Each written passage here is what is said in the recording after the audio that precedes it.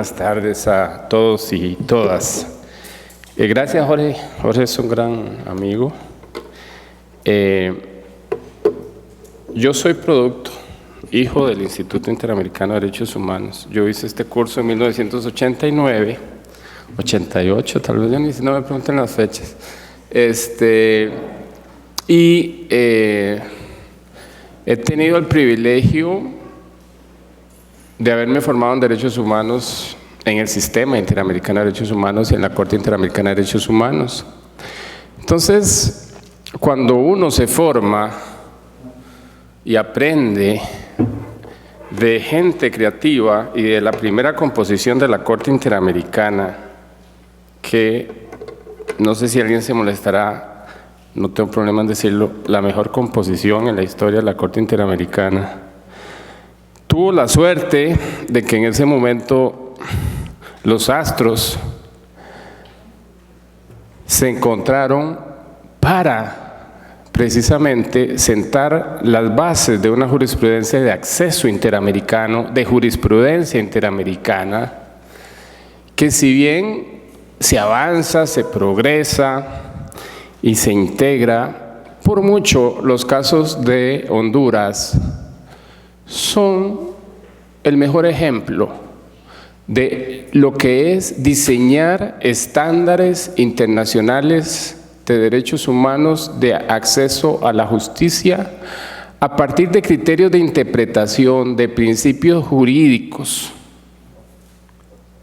que fueron escritos en un momento histórico donde esa composición de la Corte sabía que esas sentencias tenían que ser no solo unas sentencias que establecieran una responsabilidad internacional o no, sino que sirvieran para educar, para explicar qué eran los derechos humanos, para explicar qué es justicia, acceso a la justicia, para definir unos criterios procedimentales de agotamiento de los recursos internos, de recurso eficaz, etcétera.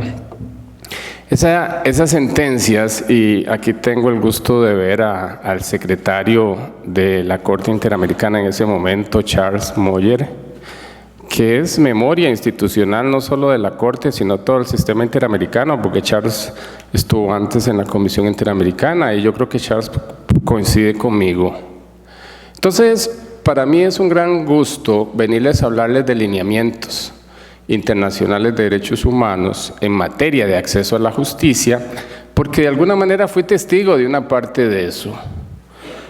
A mí me correspondió trabajar en la parte de interpretación de las sentencias de la Corte Interamericana y veía cómo se generaba derecho, justicia.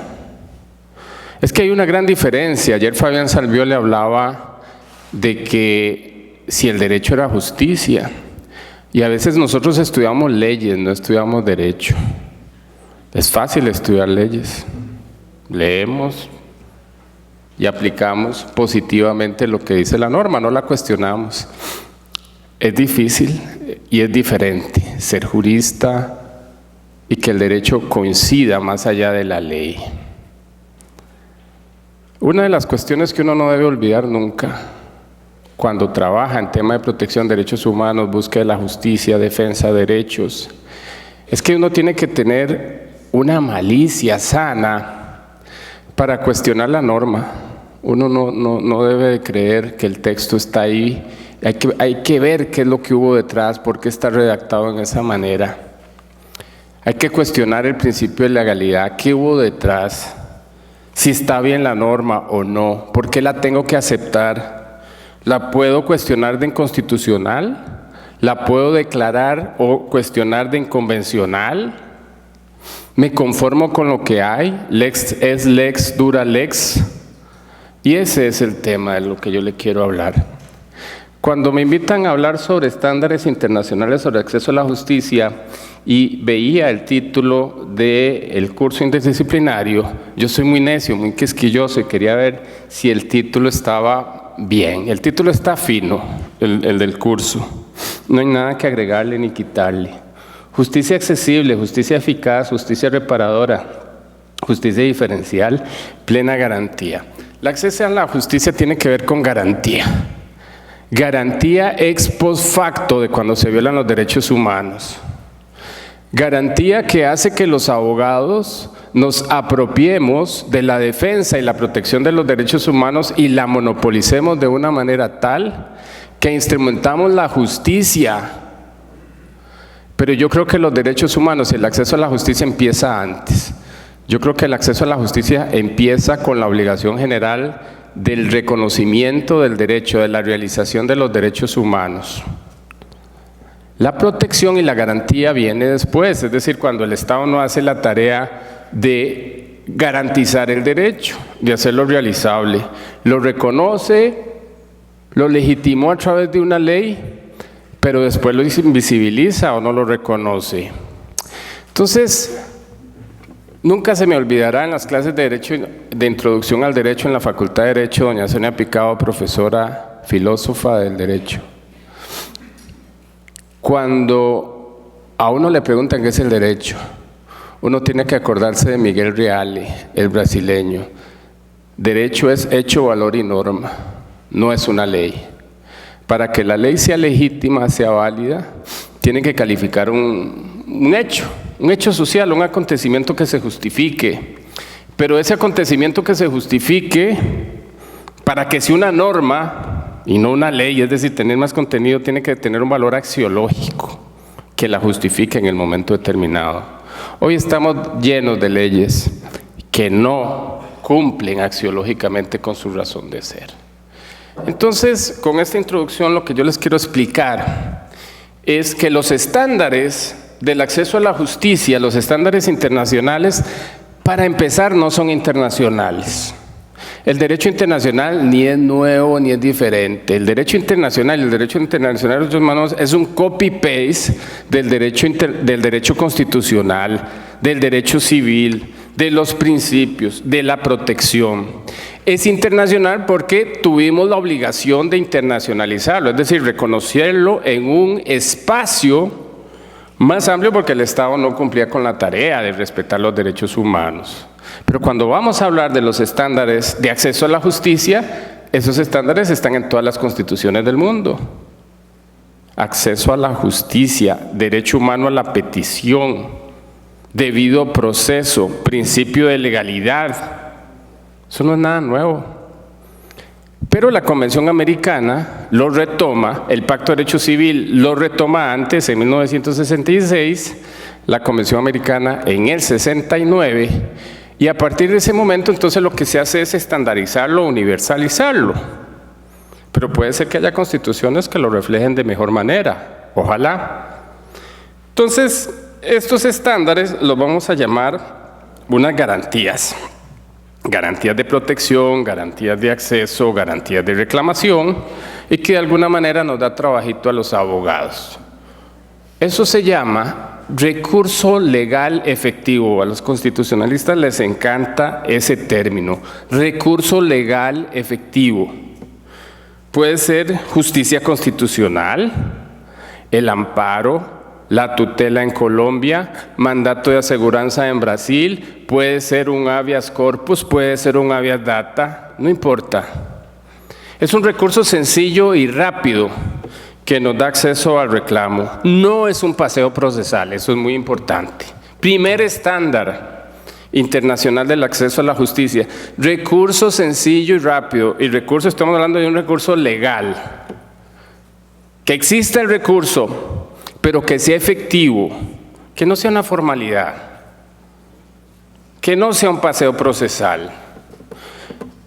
En México se creó el amparo. Están cumpliendo 100 años la Constitución Federal Mexicana. Pero el amparo mexicano, el que llaman amparo directo, es un paseo procesal, es un recurso de casación, se llama amparo. En cambio, las otras constituciones latinoamericanas han avanzado un poco más hacia un recurso en los términos del artículo 25 de la Convención Americana, la obligación del Estado de crear un recurso sencillo y rápido para proteger los derechos humanos, que es lo mismo que dice el artículo 2.3 del Pacto de Derechos Civiles y Políticos, el derecho a un recurso eficaz. Imagínense ustedes que todas las comunicaciones, es decir, los casos individuales que llegan al comité, todos se puede violar el derecho que ustedes quieran, vida, libertad, que se esté cuestionando, pero ustedes ven en la comunicación que siempre se viola el 2.3. ¿Por qué? Porque si el recurso hubiera sido efectivo, el caso no va a la vía internacional. Yo creo que la Corte Interamericana le falta ser un poco más fina y debería condenar siempre por violación del 25, que es derecho al recurso. Porque si el recurso hubiera existido y es eficaz, no hay que lo reclamar a ningún otro lado. El comité tiene esa práctica. Siempre condena en relación con el 2.3 porque dice no existió el recurso efectivo en relación con el derecho a la vida, con la tortura, con la libertad o con el que sea.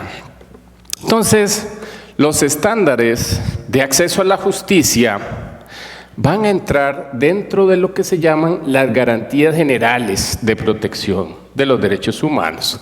¿Cuál es la primera garantía? Está en el artículo 1.1 de la Convención Americana. La obligación de los estados de reconocer y proteger los derechos humanos.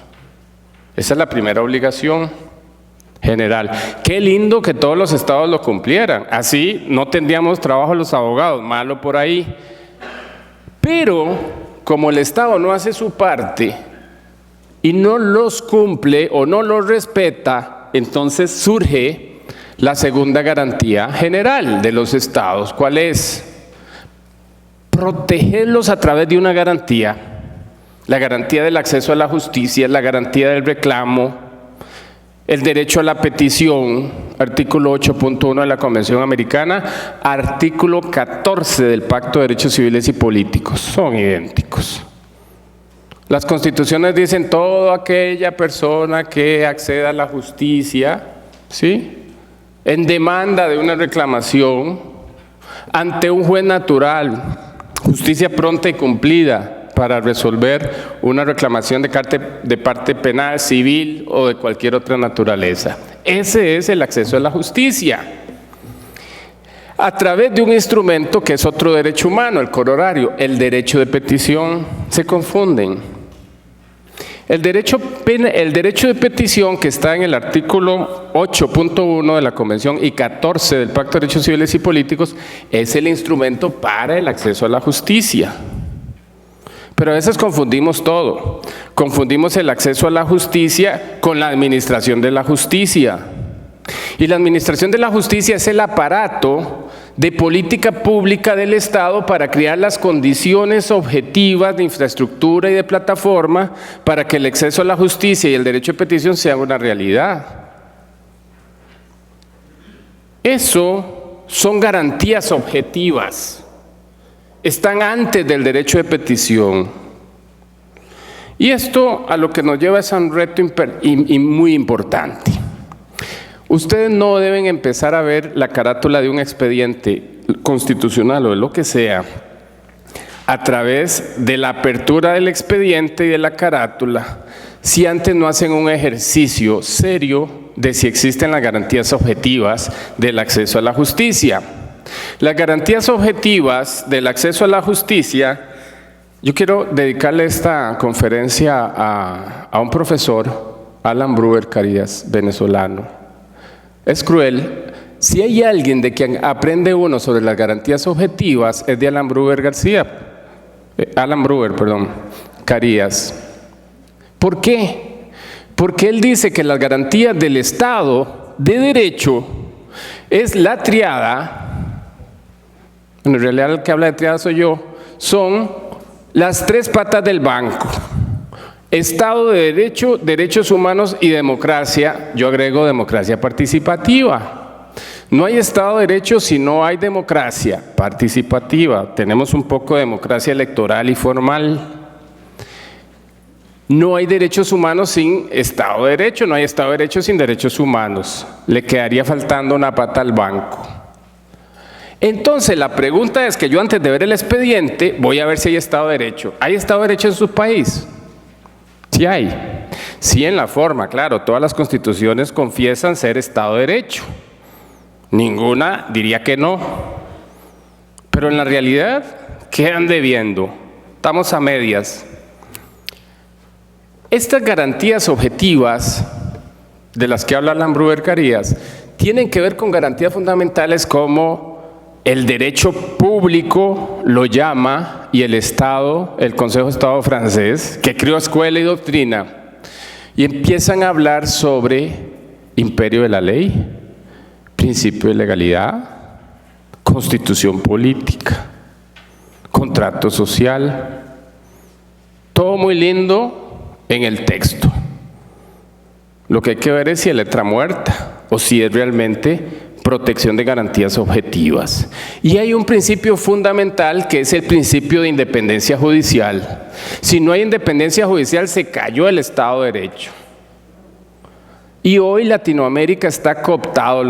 Hay unos gobiernos ejecutivos que están cooptando, perdón, me equivoqué, los poderes judiciales se están dejando cooptar por el poder ejecutivo, que es diferente. Están incumpliendo su mandato, su contrato, el poder judicial, los jueces, el poder judicial como sistema. Si no hay independencia judicial, el expediente está ya afectado, contaminado. El acceso a la justicia y el estándar fundamental me queda debiendo. Voy perdiendo desde que abro el expediente. Después lo que voy a hacer me va a costar más. Si tengo la razón o no la razón. Porque tengo que luchar contra el sistema. Porque los estados son intolerantes a la crítica y a que los condenen. Decía Zaffaroni que el juez es el último bastión, la última barrera para combatir la dictadura. Hoy yo le digo a ustedes que hay unos países en Latinoamérica que son tan perversos a nivel de violación de las garantías objetivas que para mí no los puedo comparar con una dictadura, pero de alguna manera es peor que una dictadura. Porque la dictadura es perversa en todo, pero democracias electorales donde se coopta el poder electoral, el poder judicial, se hace una mancuerna, no hay justicia, no se cumple con esos estándares.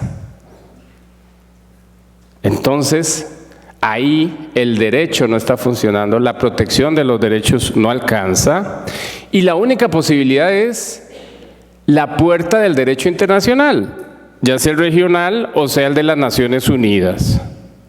Pero como son intolerantes, entonces hay unos estados que dicen, no me gusta jugar con el derecho internacional, denuncio la Convención Americana de Derechos Humanos. No tengo problema de decir que eso es Venezuela o Trinidad y Tobago. O estados que son intolerantes a la crítica y que la libertad de expresión es tan importante para la democracia y el Estado de Derecho, que por ahí es donde comienza todo. Ecuador tiene problemas de libertad de expresión importantes, lo acabamos de examinar en el Comité de Derechos Humanos. Y como no les gusta, entonces se ponen a cerrar sindicatos o asociaciones de protección de defensores y defensores de derechos humanos. Entonces, estos estándares internacionales de derechos humanos no lo podemos ver como una receta o una repetición del artículo 14 y el artículo 25, que fue por donde yo empecé, y del 8 y del 2.3. Claro que ahí están. Pero ¿qué son estándares internacionales? ¿Alguien me puede decir qué es un estándar internacional? A veces, estándar internacional, uno dice, el estándar internacional son los tratados internacionales, son sinónimos. Puede ser. No, es la norma del tratado. No, es la jurisprudencia. No, es el principio. O es el soft law, o el código de conducta. Es todo. El estándar internacional es la construcción que se hace de un valor que va a generar un principio, una garantía, que puede ser la conjunción de la norma del tratado internacional más la interpretación de esa norma que hace el órgano de protección y protección, llámese corte, llámese comité de lo que sea, llámese Comisión Interamericana, construye y desarrolla la norma, le da vida, la amplía o la restringe si se equivoca. Esos son los estándares. Entonces los estándares puede ser que coincida con la norma, o es la jurisprudencia que lo coge prestado y lo interpreta, y nos dan unas guías, unos alineamientos, como los que yo les estoy conversando. Entonces, sí son instrumentos internacionales, puede ser que derive de un tratado, puede ser de una declaración o soft law. ¿Qué es un soft law? Soft law es derecho emergente, ni es un tratado ni es una norma. Son instrumentos o documentos que se derivan de algún organismo especializado de derechos humanos que genera un lineamiento, una guía, un principio, y se van a llamar normas mínimas de las Naciones Unidas para tal cosa, principios mínimos para no sé qué, códigos de conducta para funcionarios encargados de cumplir la ley. Son protocolos, son instrucciones, ¿verdad? ¿Es un tratado? Sí, está en un tratado, puede ser que esté en un tratado, pero las fuentes del derecho no son solo los tratados. Más importante que los tratados para mí son los principios. Porque el principio es que nos permita ser creativos e interpretar, e ir más allá de la norma. Principio pro persona humana. Si uno no entiende el principio de persona humana, mejor se va para la casa. Porque es el que nos obliga a decir que la persona humana es lo más importante para el acceso a la justicia y no es el Estado. Y que cuando hay una duda y la prueba y la evidencia hay que interpretarla a favor de la persona humana. Y eso no es una ocurrencia. Eso lo dijo la Corte Interamericana en los casos de Honduras, pero lo dijo también en la opinión consultiva OC1, desde el principio. Pero no es que la Corte fue creativa, la Corte lo que estaba haciendo era interpretando el artículo 29 de la Convención Americana, que es humilde. La Convención Americana dice lo siguiente: oiga, Estado, estos son los derechos que están aquí, si usted los ratificó, los cumple porque los cumple. Pero además crea las condiciones para que los cumple, el recurso legal efectivo. Pero además le dice: Estado, yo soy potente. Hay una convención internacional que llama la Convención de Viena sobre el derecho de los tratados que dice que de buena fe usted tiene que cumplirme conmigo. Pero además le dice el artículo 27 de la Convención de Viena sobre el derecho de los tratados de 1969, le dice a los estados: oiga, Estado, usted no puede invocar el derecho interno para no cumplir una obligación internacional. No me ponga la Constitución, no diga que el tratado es inconvencional, no existe eso. Eso no existe. Puede ser al revés, la Constitución es inconvencional. Claro que hay tratados, hay constituciones que dice la inconvencionalidad de los tratados. Eso en el derecho internacional no existe. La Constitución no existe en el derecho internacional, es un hecho. Y más bien puede ser el hecho que genera la violación del tratado. Entonces la Convención Americana es potente y todos los tratados son potentes. Y si se ponen a competir en jerarquía, ganan en el derecho internacional. Así la Constitución diga que los tratados están abajo, arriba o donde quieran. Pierde. El artículo 29 de la Convención Americana dice algo muy interesante. Ahí es donde digo yo, la convención es humilde. La convención dice: oiga, Estado, yo mando aquí si hay un conflicto, pero si existe en su legislación, en la Constitución, una norma más favorable que yo, Convención Americana, no me aplique. Aplique esa norma, ese tratado, ese decreto. No me importan las jerarquías. Ese es el verdadero acceso a la justicia. La jerarquía, caso por caso, es aquella norma más favorable a la persona humana. Entonces no podemos entender, ese es el primer estándar de interpretación, la interpretación de los principios reconocidos por el derecho internacional, en este caso de los derechos humanos. Principio de buena fe de los tratados, cumplir, obligaciones internacionales, no solo tratados. No invocación del derecho interno para incumplir con una obligación internacional. Y ser creativos, jugar. Es decir, ustedes como jueces, defensores de derechos humanos, tienen en el escritorio un caso concreto, tratados, convenciones, declaraciones, soft law, decretos, legislación especial. ¿Quién gana? La que dé más protección. Eso no nos lo enseñan en la facultad. En la facultad nos dicen que es la Constitución, porque eso nos enseñó Kelsen en la teoría pura del derecho. La pirámide de Kelsen ni era de Kelsen, y el mismo Kelsen en el preámbulo, en su edición de 1938, ojo, 38, antes del 45, antes del 48, antes de hablar de la Declaración Universal, Kelsen dice, oiga, es cierto que yo dije en la teoría pura del derecho, primeras ediciones, que la norma fundamental era la Constitución, pero en realidad, dice Kelsen, la norma fundamental es el derecho internacional. No está en el espacio, hay que bajarlo, hay que aterrizarlo. Pero a nosotros todavía nos enseñan en la primera edición de la teoría pura del derecho, que después de la Constitución tal vez Dios. Bien, pues no. El estándar internacional fundamental es este otro. No nos peleemos entre jerarquías.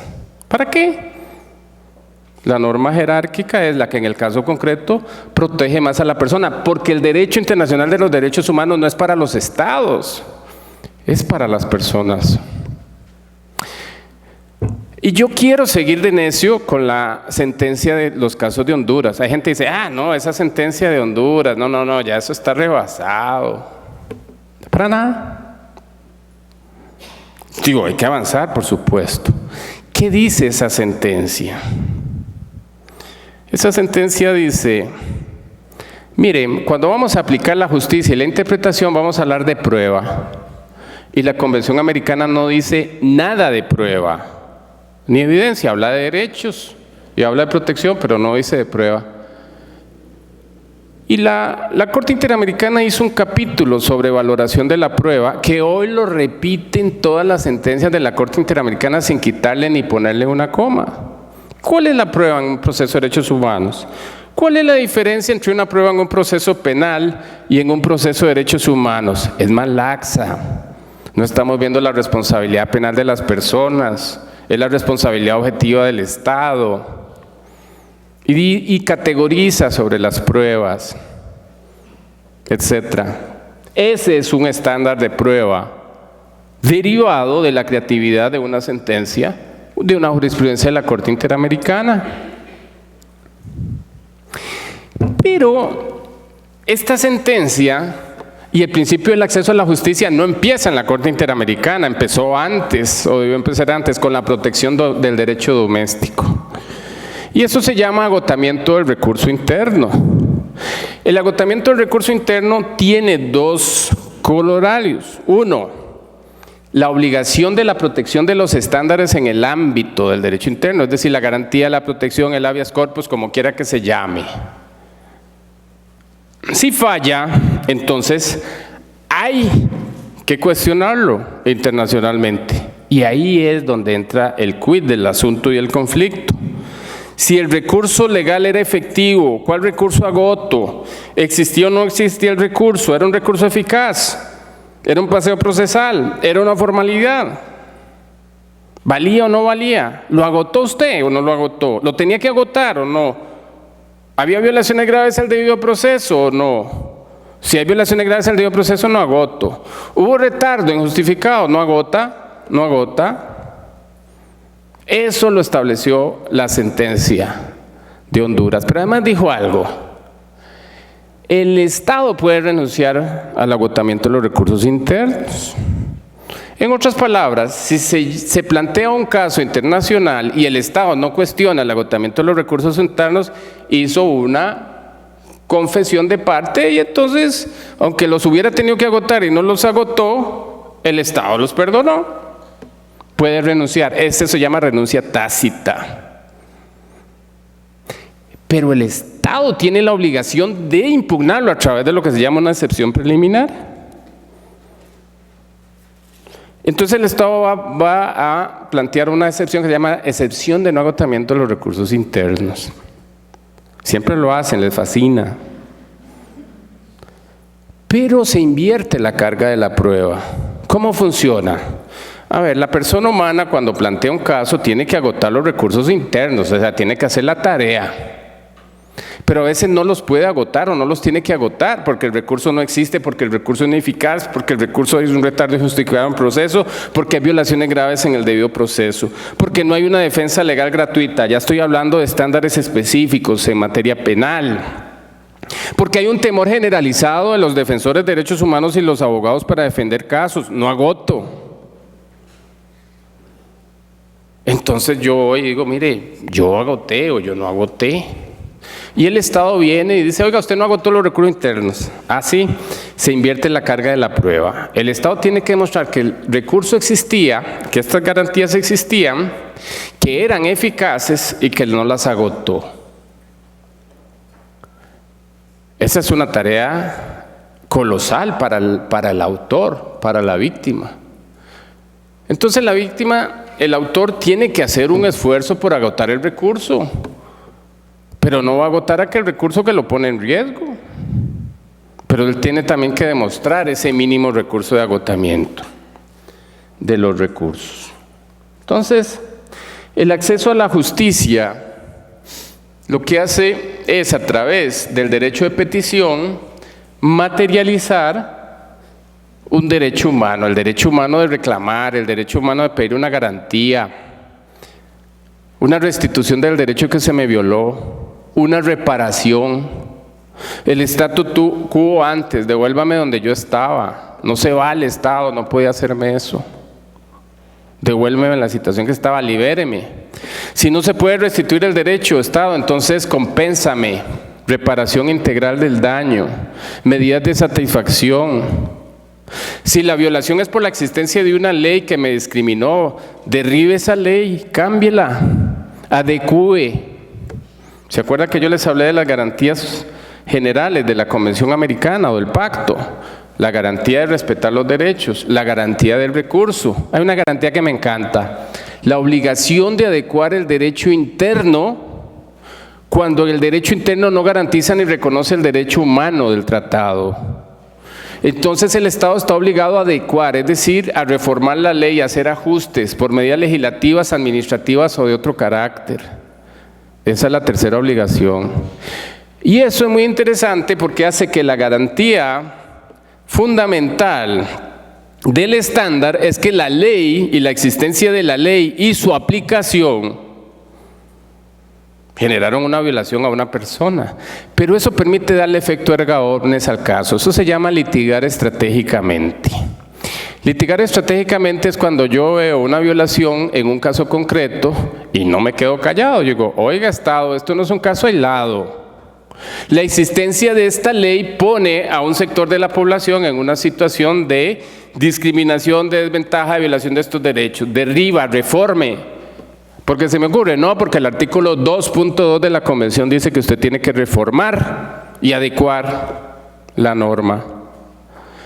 Entonces, por ahí dicen, es que a la Corte Interamericana o a las salas constitucionales se le fue la mano. Están legislando.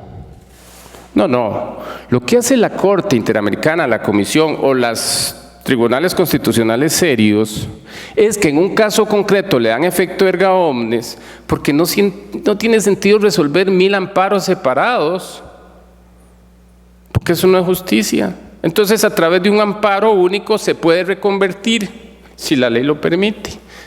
Si no, repetimos 1000 casos para decir lo mismo, caso por caso, caso por caso. A eso algunas personas le dicen, eso es activismo judicial. Les encanta decir la palabra activismo judicial como para disminuirle y ofender, humillar a los organismos internacionales. Eso es activismo judicial.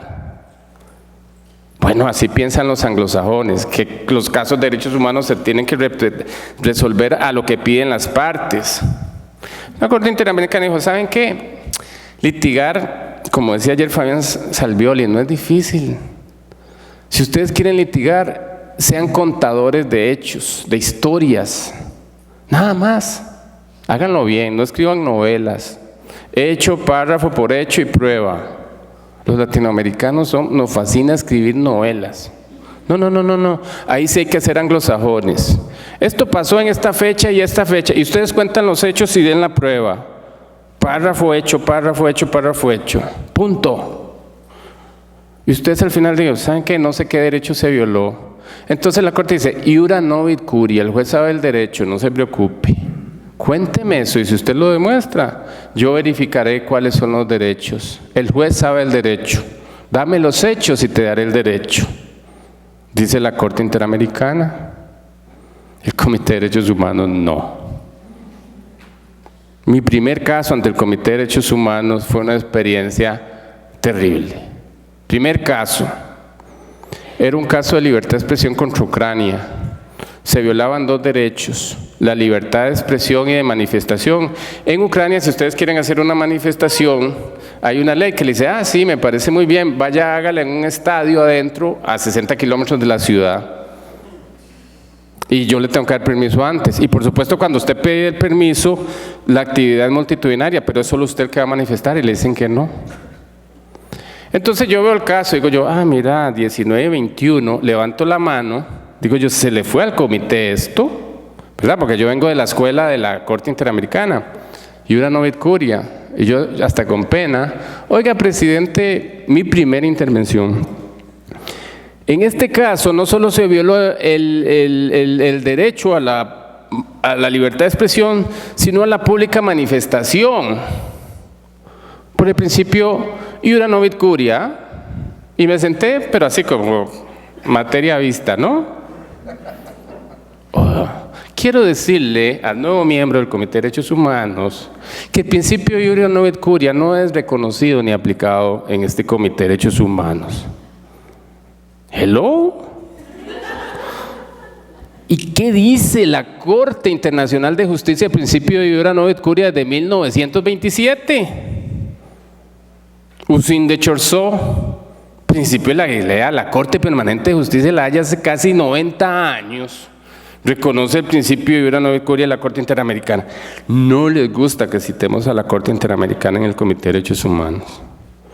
Entonces, si el peticionario no pide, no lo dan. Eso no es un estándar. Eso es derecho civil. Es otra cosa. Entonces, pasan cosas tan ridículas como esta. 2 casos resueltos a la misma hora contra Argelia. Desapariciones forzadas en el pasado. En uno se violó el derecho a la vida 6, el 7, y en el otro el 16, el derecho a la personalidad jurídica, porque cuando una persona la desaparecen del mapa y de su existencia procesal, porque no puede reclamar. En uno lo pidieron, en otro no. Entonces, si yo soy un investigador y estoy sistematizando, me encuentro que en un caso de desaparición se condena el 16, se viola el 16, personalidad, y en el otro no, porque el peticionario no lo pidió. Bueno, entonces, estos estándares, obviamente, lo que nos están diciendo es que los estándares y el listón del acceso a la justicia de la Corte Interamericana, de lejos, es mucho más alto que el del Comité de Derechos Humanos, que el de la Corte Europea de Derechos Humanos, y en reparación, que lo van a ver con don Sergio García Ramírez, de lejos. ¿Okay? Entonces uno se malacostumbra a esa bondad. ¿Pero cuál bondad? Son derechos. Son derechos. Entonces los casos de Honduras sentaron una jurisprudencia, una doctrina, una escuela. Y en esa doctrina dice, los recursos internos tienen que agotarse. Si el Estado alega que no se han agotado, se invierte la carga de la prueba. Pero además dijo algo muy importante. Yo no puedo resolver una excepción preliminar. La palabra preliminar quiere decir que no entro a conocer el fondo. Porque si la excepción preliminar de no agotamiento de recursos internos implica que yo voy a cuestionar por el fondo la existencia del recurso o si el recurso fue la violación, están tan imbricados, ahí fue la primera vez que oí la palabra imbricados, como 30 años, que no se pueden separar. Es decir, la excepción de no agotamiento se junta con el fondo hasta el aburrimiento de esa jurisprudencia. ¿Sí? Bien. Caso Alan Brewer Carías. El caso Alan Brewer Carías es un caso más reciente, el peor caso de la Corte Interamericana. Se absuelve al Estado, se declara con lugar la excepción preliminar de no agotamiento de recursos internos. Si hay un caso que tiene cuestionamiento de las garantías objetivas por la falta de independencia judicial en el marco de la investigación, del debido proceso, del juez independiente e imparcial, no hay ningún otro caso como el Alan Brewer Alan Brewer Carías. No hay otro.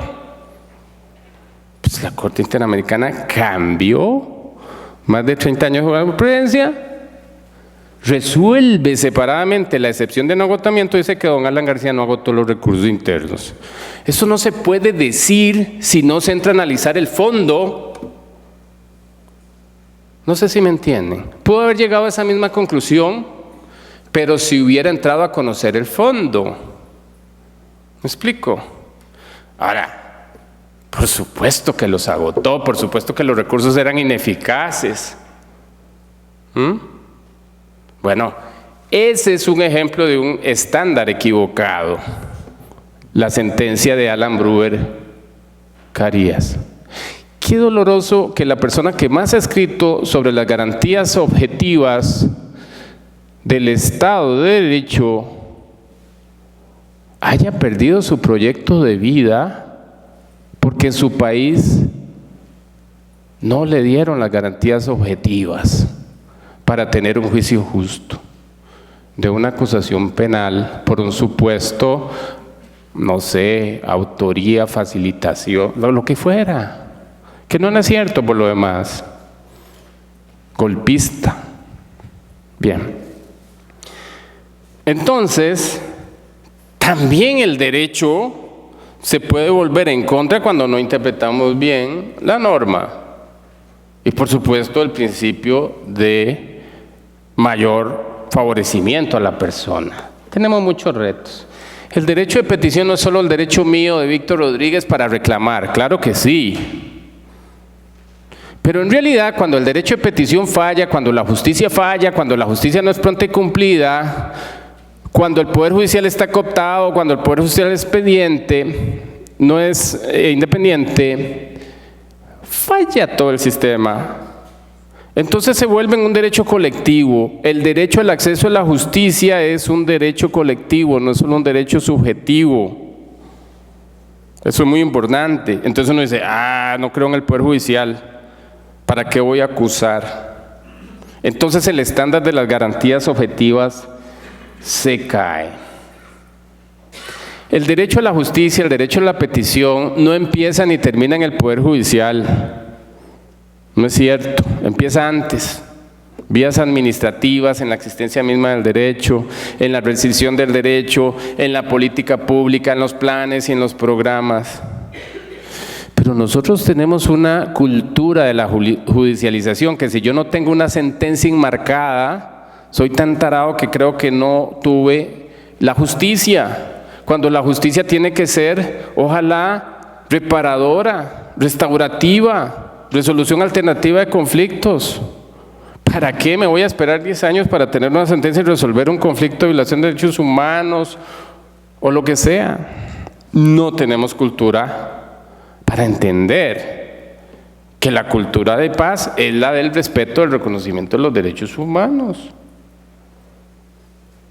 Eso tiene que ver con justicia restaurativa. Separar el daño, ¿iré a la cárcel, no iré a la cárcel?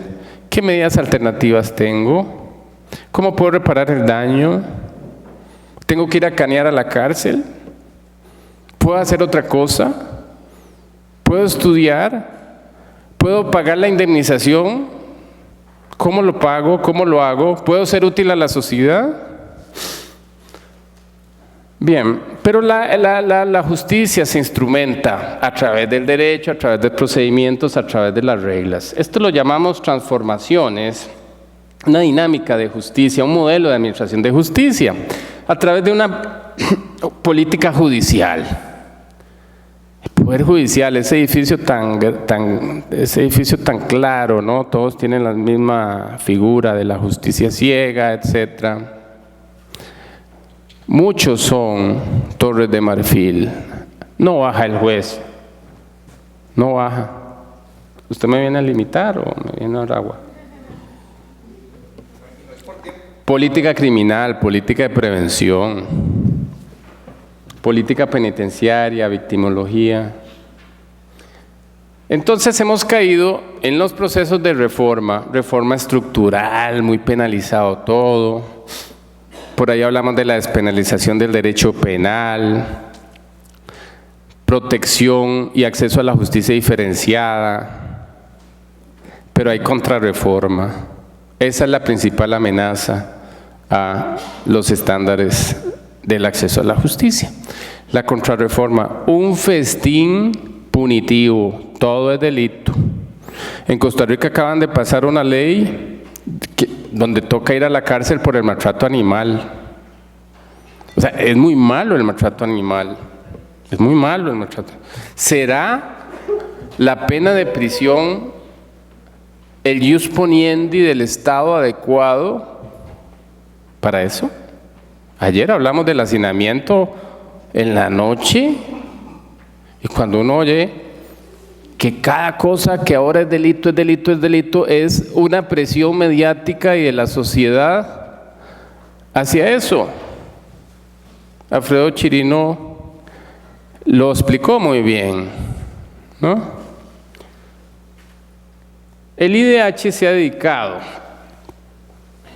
a promover estos estándares internacionales. Yo creo que el estándar internacional empieza por el reconocimiento de los tratados, de los derechos, de las normas y de la aplicación del derecho interno como derecho automático. La Corte Interamericana lo llamó muy pomposamente control difuso de convencionalidad. Yo prefiero llamarlo aplicación difusa de convencionalidad. Es decir, se aplican los tratados para arriba, para abajo, para todo lado, no solo el Poder Judicial. Las entidades administrativas, el Estado, las municipalidades tienen que ser conocedores de los estándares internacionales, en cuenta los de acceso a la justicia. La Corte lo llamó control difuso de convencionalidad en una sentencia contra Chile, caso Almonacid, y después le tocó a México.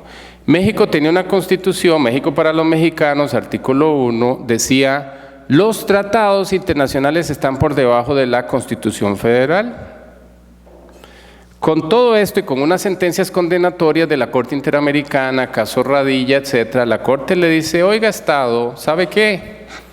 Independientemente de lo que la Constitución Mexicana diga, los tratados, la Convención Americana tiene que cumplirla, pero también la jurisprudencia de la Corte. México cambió la Constitución, eso no es poca cosa en México. Y el artículo 1 de México dice hoy que los tratados están a la misma altura de la Constitución Federal.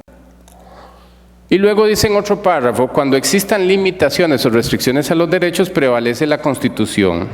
Cantinflas, sí, pero no. O sea, sí se aplica el tratado, pero no cuando está en contra de la Constitución. O sea, solo juego con los tratados cuando no me contradice. En realidad no está mal, eso no es lo que, en realidad lo que dice la Constitución es, cuando existen limitaciones y restricciones a los derechos, está hablando de las situaciones de emergencia. En las situaciones de emergencia se limitan algunos derechos, no todos, hay un núcleo duro que no se limita, que no se restringe. Entonces no había contradicción.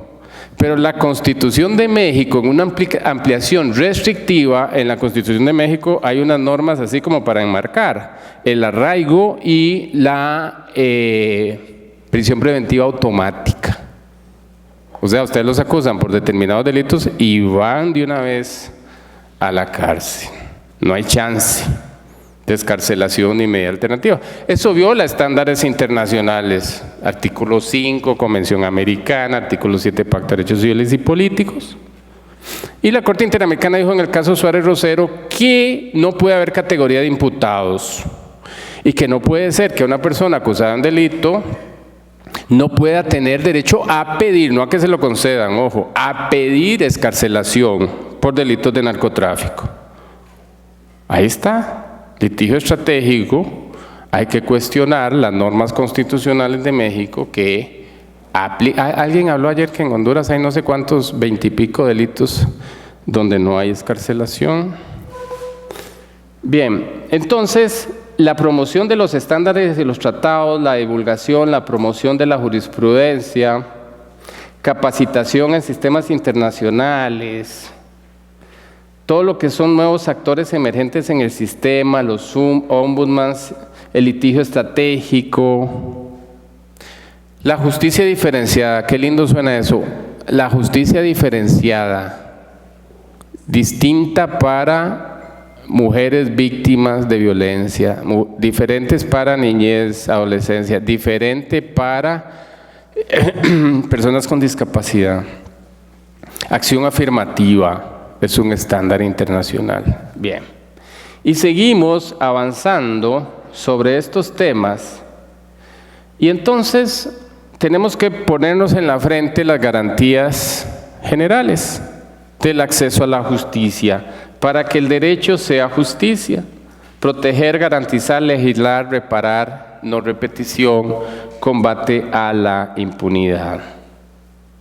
Hay unos estándares transversales, ya les hablé de las garantías objetivas de Bruguer-Carías. Rendición de cuentas. Al Poder Judicial no le interesa, no le gusta la rendición de cuentas.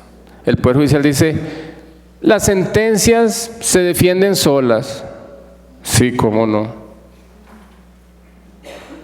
Yo quiero saber cómo se defiende sola la sentencia de Bruguer-Carías. No puede defenderse sola. Ocupa mucha explicación.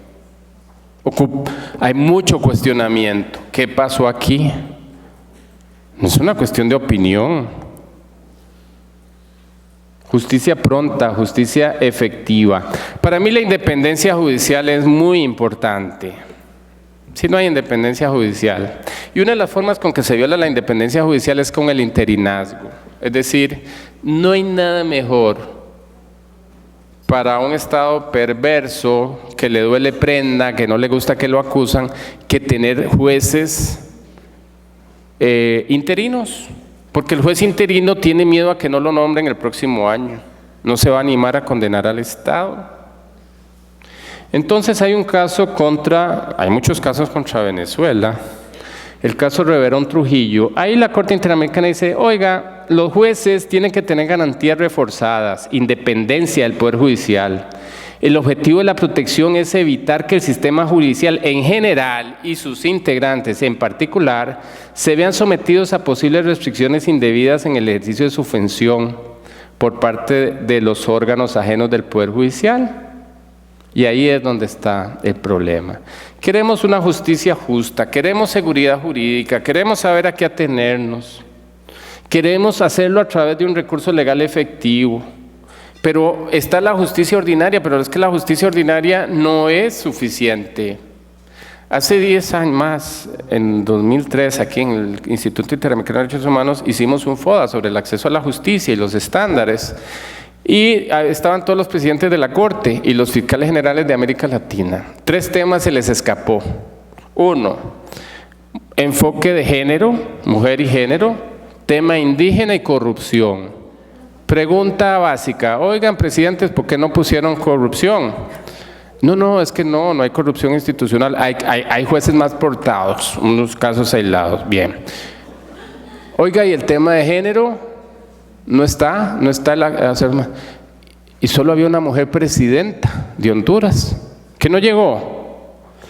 Y había una mujer de Trinidad y Tobago que venía a sustituir al presidente. Y dicen los hombres presidentes, no, es que ahora hay más mujeres abogadas, hay más mujeres estudiando y más bien nos tenemos que proteger de las mujeres. Todo risas, etc. Lo peor, las 2 mujeres que habían asintiendo. No. Estamos hablando de acceso a la justicia en la protección de los derechos de las mujeres. No estamos hablando de las mujeres que tuvieron las posibilidades y el privilegio de estudiar para ser juezas e impartir la justicia. Estamos hablando de los usuarios y usuarias. No, invisible. Tema indígena, vicefiscal de Chile. Bueno, en Chile no tenemos ese problema, o sea, los indígenas son un problema.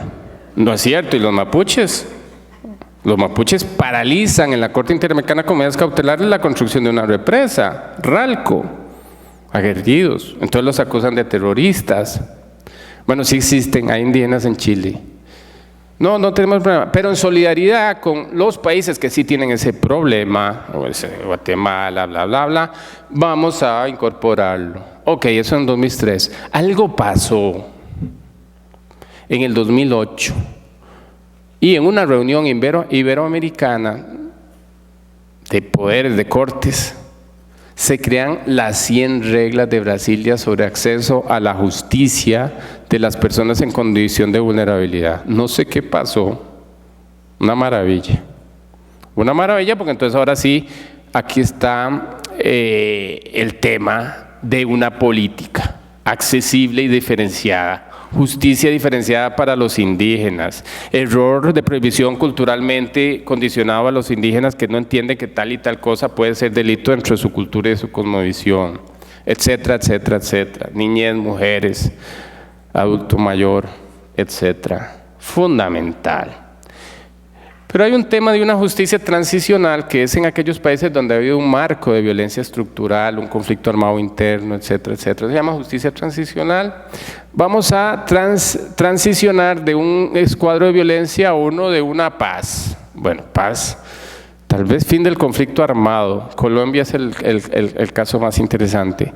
¿Qué es lo que están planteando en Colombia? Que la justicia ordinaria penal no es adecuada para aplicarla a sancionar los delitos de violaciones de derechos humanos. Y entonces se están tratando de crear, bueno, primero de firmar los acuerdos y después de crear una justicia y unos tribunales transicionales diferentes a los procesos penales, donde los miembros de la guerrilla que confiesen las violaciones graves de derechos humanos los pueden condenar de 5 a 8 años. Y pueden tener medidas alternativas, o sea, pueden no ir a ejecutar la sentencia. Es un debate muy, muy interesante. Justicia, verdad, reparación y no repetición. Combate a la impunidad. Fundamental. Combate a la impunidad. Ahora lo que nos gusta, las amenazas a las garantías. Ahorita les digo cuáles son las garantías, pero vamos a las amenazas. Falta de independencia judicial, la corrupción que algunos poderes judiciales dicen que no hay, invisibilidad de la protección diferencial, cooptación de poderes, falta de rendición de cuentas, no rinden cuentas, justicia retardada, impericia. Ayer Fabián Salvio le hablaba de profesionalismo, ¿no? Pucha, que conozcan el derecho, que lo sepan aplicar, que lo sepan entender. La contrarreforma es una amenaza. Hay una amenaza a la seguridad por el terrorismo, etcétera, que sí hay que combatirlo, pero no se puede combatir a través de la creación de un derecho diferente, de un derecho penal del enemigo, que dice Jacobs, el alemán. Y entonces vamos a bajar el piso de las garantías de los derechos humanos a aquellos que acusamos de terrorismo o de otros delitos, de mareros o de lo que sea, o mañana puede ser cualquier cosa, los LGBT, etcétera. Siempre ahí vamos a los enemigos es fácil inventarlos y los podemos sustituir. Y entonces el margen de discrecionalidad del juez desaparece porque hay que ponerle límites al poder punitivo del Estado. Pero hay una demanda mediática y de la sociedad. Entonces, ellos construyen algo que se llama el efectivismo judicial, populismo punitivo, decía ayer un participante. Ampliación de penas, reducción de la edad penal. Los niños de 12 años piensan como adultos, pues, si no los de 8. Reducción de edad penal, delitos de flagrancia, ¿sí? 24 horas y ya está condenada la persona. El derecho de defensa es tiempo y medios para la defensa. O sea, una justicia súper acelerada no es justicia, que me condenen en 24 horas, bueno, no me preparé, es que me desperté y ya hoy estoy condenado. ¿Y sí? Y, oiga, y mi derecho a estudiar la imputación, a que me cuenten cuáles son mis garantías. ¿Hay chilenos aquí? ¿Sí? Ustedes son unos mercadólogos impresionantes. Porque si hay una justicia que renquea un poquito en la chilena y ha vendido un modelo de justicia que se han comprado. Modelo de oralidad, defensa pública, privada, flagrancia, 24 horas. condenas por una caja de chicles. Y Costa Rica copia el modelo de flagrancia. Y una cosa que se llama muy raro, se llama flagrancia equiparada. Eso existe en México. Flagrancia es flagrancia, me agarraron con las manos en la masa o no. En México es, si he pasado 48 horas, es flagrancia equiparada. No, eso es evadir la orden de un juez para restringir la libertad. La libertad solo se restringe por orden de juez o por flagrancia. Y la flagrancia es que no lo perdí de vista. Si lo perdí de vista ya no hay flagrancia. Bien. Eso se llama efectivismo judicial. Hacer creer que meter a la cárcel a todo el mundo el sistema es eficiente. Y entonces el sistema penitenciario es el que recibe los platos rotos de jueces que aplican un efectivismo judicial y todo el mundo va para adentro, a un depósito humano, a lo que sea. ¿Sí? Y que el sistema penitenciario ve a ver cómo hace. Si la cárcel, si no, si hay hacinamiento, pero no me tocó a mí, ya yo condené y ve a ver dónde lo mete. Oiga, las medidas alternativas, juez. Oiga, juez, es que usted no solo condena, usted tiene que entender la política criminal. Los jueces interinos, el régimen disciplinario abusivo. Ayer lo explicaron muy bien, sanciones disciplinarias a jueces porque no aplicaron prisión preventiva aquí en Costa Rica. Miren, aquí en este curso uno sugiere, uno propone aplicar los tratados de derechos humanos como derecho interno. Y un juez de familia acucioso nos creyó aquí en Costa Rica. Y entonces él un día le llegó un caso de una unión, reconocimiento de derechos de personas del mismo sexo. Y en Costa Rica hay una ley que muy interesante, que no el matrimonio, reconoce las uniones de personas del mismo sexo, de 18 a 35 años. O sea, si ustedes tienen 16, si ustedes van a cumplir 36 años y van a tener una unión con una persona, tienen que hacerlo antes de los 36. O sea, es una estupidez. O sea, si se van a reconocer las uniones de personas del mismo hecho es desde los 18 hasta el infinito, no a los 35 años. Entonces, alguien planteó la inconstitucionalidad. Por supuesto, ahí está esperando. Bien, entonces, este juez, cuando se aplica una inconstitucional en Costa Rica, la Sala Constitucional manda una orden a todos los juzgados y les dice, oiga, todos los juzgados, no apliquen esta ley hasta que yo la resuelva. Y viene este juez que le vendimos la idea de aplicar los tratados y entonces él leyó un caso contra Chile que se llama el Atala-Rifo, donde la Corte Interamericana dice, oiga, es que familia no es solo un matrimonio entre un hombre y una mujer, hay familias de todo. Y a esta jueza le ha ido horrible en Chile, discriminada, etcétera, etcétera. Entonces el juez coge a Atala-Rifo y dice lo siguiente, yo no voy a aplicar esa ley que están cuestionando. No la voy a aplicar, es decir, no voy a transgredir esa ordenanza. Yo voy a aplicar los tratados de derechos humanos y la jurisprudencia. Y reconoció, a través de la jurisprudencia y de los tratados, una unión de dos personas del mismo hecho. 24 horas después estaba el expediente disciplinario. Y claro, salió en el periódico. ¿Sí? Bien. Le abrieron una causa al juez disciplinaria. Desacato de la orden del juez de la Sala Constitucional. Él no la desacató, él explicó. Dice, no, yo no estoy aplicando esa ley, yo estoy aplicando los tratados. Mensaje a los demás jueces. Oiga, jueces, no apliquen ni a palos los tratados que pueden contradecir o una norma que contradice un tratado, pues le puede pasar lo que me pasa a mí. Este juez paró con tratamiento psiquiátrico por la presión mediática, etcétera, etcétera. ¿Y usted cree que los demás jueces dicen, no, yo voy a tener más cuidado? Ok, no lo han sancionado, ¿saben por qué? Porque la Sala Constitucional dice que va a esperar a que se resuelva y va a aprender un poco sobre qué es esta cosa del control difuso de convencionalidad. Sí, es algo nuevo. No es nuevo. No es nuevo. La aplicación de los tratados no es nueva. El Comité de Derechos Humanos vio este caso, por eso lo cuento, y dice que esta apertura del expediente disciplinario no ha sido sancionado. Dice, es un mensaje que puede generar autocensura. Y ese es el otro tema. Ese régimen disciplinario abusivo, ¿yo qué hice? Genera temor, presión mediática, autocensura, ese es el caso, el juez, presión social. Y lo que hablaban ayer, principio de preservación del puesto. Qué pena, eso lo vi la primera vez en mi país, en Costa Rica. Jueces que dicen, no, mejor no me la juego, ¿sí? ¿Para qué? No voy a aplicar la prisión preventiva, va a salir en el periódico. Bien, las amnistías, impunidad.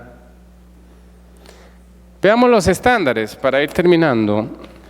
Queremos una justicia accesible para todos y todas. Queremos una justicia diferenciada intercultural. Estos ya son los estándares. Miren, hasta ahora estoy tocando los estándares, empecé al revés. Una justicia diferenciada, intercultural. Hay que quitar los obstáculos materiales y económicos para que la gente pueda tener protección. La gratuidad de la justicia. Existencia de servicios de asistencia gratuita, no solo en lo penal, ojalá en otras materias. Eliminación de costas, de tasas, de timbre, todo eso. Eliminación de la formalidad. Accesibilidad territorial. Es decir, tiene que haber oficinas de justicia en todo el territorio nacional. Justicia inclusiva, que no haya exclusión sistemática. La transversalidad del debido proceso. Los límites a la discrecionalidad. Y por supuesto el debido proceso. El plazo razonable, el derecho de defensa, tiempos y medios para resolver, igualdad de armas, igualdad de oportunidades, publicidad y oralidad de procesos, por lo menos penales. Oiga, que la decisión me digan por qué me condenaron, explíquemelo. El sistema anglosajón es complicado, no explica mucho. El sistema anglosajón dice, oiga, usted está condenado, pero no le dice a uno mucho tanto. Si usted lee una sentencia de la Corte Interamericana, es todo lo contrario. Son páginas de páginas para explicar lo que va a explicar para resolver y para justificar cómo va a resolver. O sea, ni tanto que queme al santo, ni tanto que no le alumbre. Tiene que haber un término medio en el tema. Pero bueno, si me ponen a escoger, prefiero que me expliquen bien por qué llegaron a esa decisión, por qué me condenan. Es bonito perder un juicio y que digo, sí, el juez tenía razón, la verdad, sí, estoy bien condenado. Gracias, juez, sí. No, sí, pues ocurre. El derecho a impugnar, el derecho a un recurso. La ejecución efectiva del fallo. Tengo un fallo, pero quedó ahí pintado en la pared, no se cumple, no se ejecuta.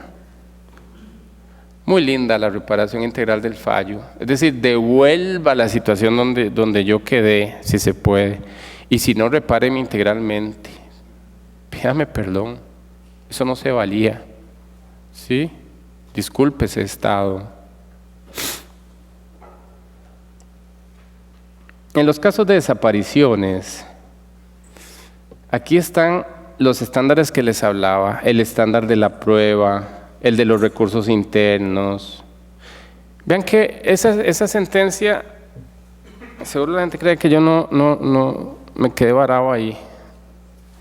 ¿Por qué? La Convención Americana no habla de desaparición forzada, para nada. Habla del derecho a la vida, no ser torturado. Y la Corte Interamericana dice, la desaparición no está en la Convención Americana, dice.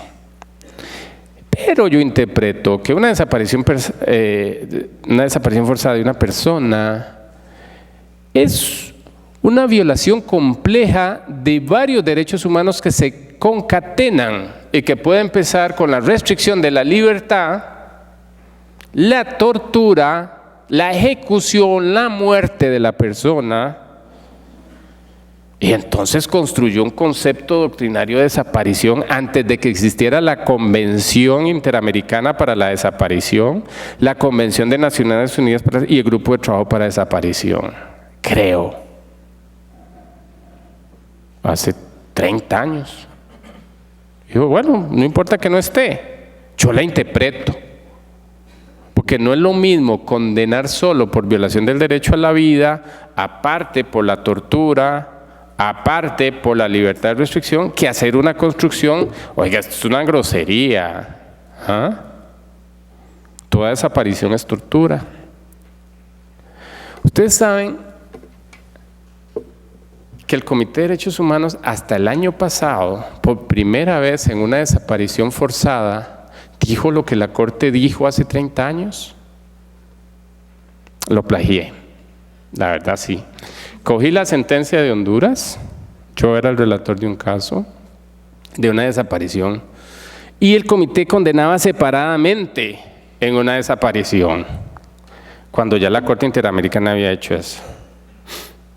Entonces, en este caso, cogimos 3 rengloncitos, los maquillamos un poquito y dijimos por primera vez que desaparición forzada es un delito complejo que lleva de suyo una violación de varios derechos como la libertad, la integridad personal, la vida y el 16, el de la personalidad jurídica. La Corte Interamericana no condenaba por la personalidad jurídica, ahora sí. Ahí nos empatamos, ahí nos ayudamos, ahí vamos aprendiendo de uno del otro comité, ¿sí? Bien, entonces,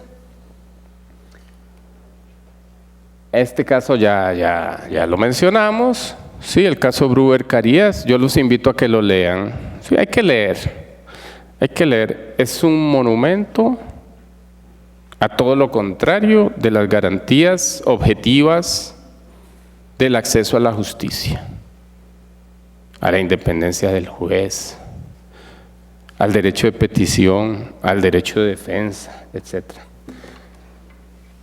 Pero miren, para ponerlas fácil, el comentario general del comité, Fabián y yo criticamos mucho al comité, pero ¿lo hacemos constructivamente o no? O sea, sí, ¿verdad?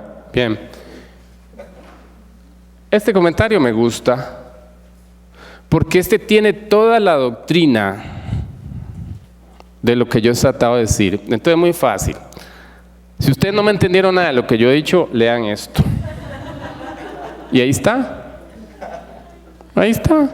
Miren, dice, ¿se acuerdan? El artículo 2.3 del pacto dice, dispone, además de proteger, resalto proteger derechos, la primera garantía, desde el pacto los estados deben garantizar.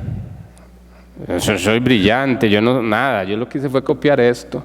Garantizar que todas las personas dispongan de recursos accesibles y efectivos para reivindicar derechos. Pero miren, dice, oiga, esos recursos tienen que proteger a personas en situación de vulnerabilidad, en particular a los niños. Y ahí le metemos entonces todo lo que son las 100 reglas de Brasilia, ¿verdad? Dice, tiene que haber mecanismos judiciales, pero también administrativos. Entonces, no judicialicemos todo, es lo que nos está diciendo.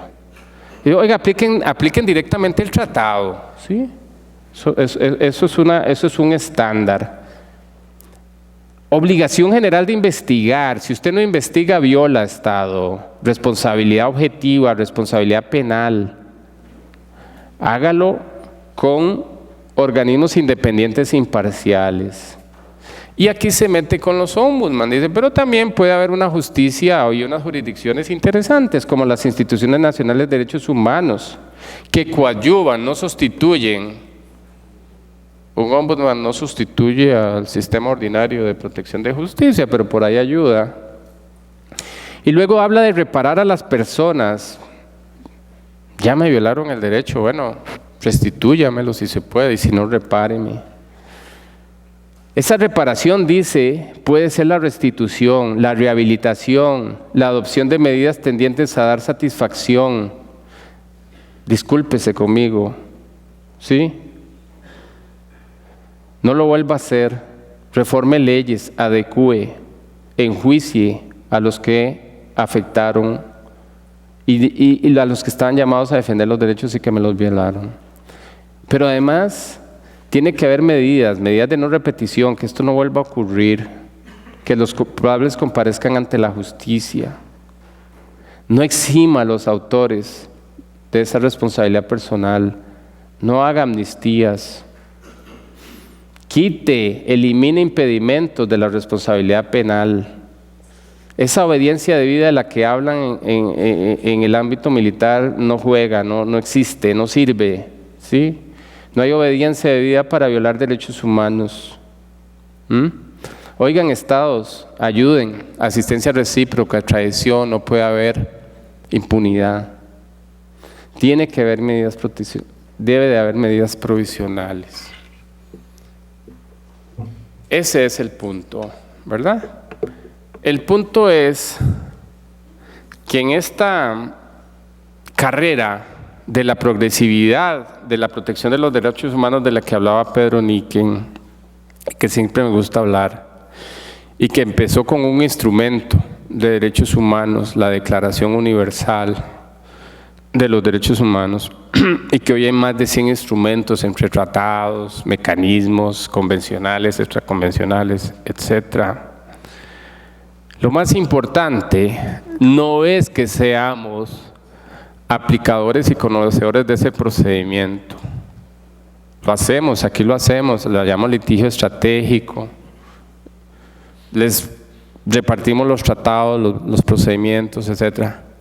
Eso se llama acceso a la justicia. Pero en realidad el acceso a la justicia por el que hay que luchar es por el de la realización de los derechos humanos. Y eso se hace a través de la mejor garantía de los derechos humanos, que es a través de la educación y de la cultura de paz. Muchas gracias.